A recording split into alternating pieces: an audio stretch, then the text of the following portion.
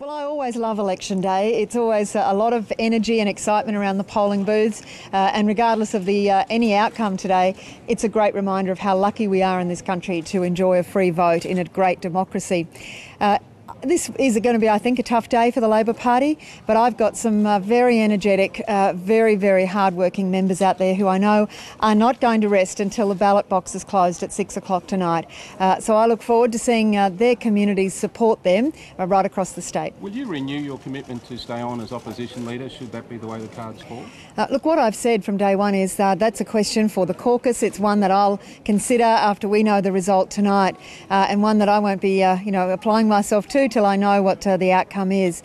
There's no doubt this is likely to be a very tough day for the Labor Party, but I'd say to all those voters who are still considering their vote that if you care about education, if you care about jobs and services, and if you care about our precious environment, then a Labor vote today is the only way that you can secure those. An LNP government with unlimited power puts at risk all of those things which have made Queensland the envy of Australia. Have you heard from the Prime Minister today? I know I spoke to the Prime Minister yesterday. I've had a lot of good wishes from around Australia and from my Labor colleagues at other levels of government and in other states. We're a great Labor family nationally, and I've had a lot of support from people, and I'm looking forward to talking to them over the next week. Is there anything for the Prime Minister to learn from what's going on in Queensland?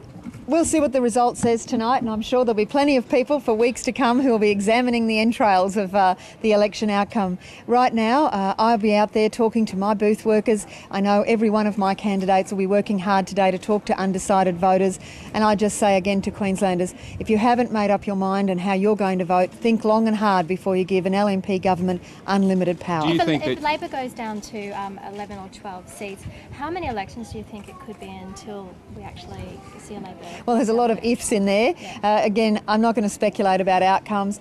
The outcome of this election today is in the hands of the Queensland people. It's their democratic right to vote that will determine the government of Queensland from tomorrow on, and I look forward to seeing a good turnout. I hope that people do exercise that precious right to vote, and I'm looking forward to talking to my booth workers today. Big plans that it look like you've made tonight. Are you having quite a subdued night, no celebrations, and what messages can Labor take out of this election campaign and the result tomorrow? I've said from the very outset of this campaign that Labor would be fighting an uphill battle. We were fighting an overwhelming mood for change. We defied political gravity with the win in 2009, and it was always going to be a tough election, and it certainly proved to be that. But there'll be a lot of opportunity for people to think about the outcomes, and I look forward to being part of that analysis. But today, it's voting day, and I'm going to get on and make sure that my booths are well staffed.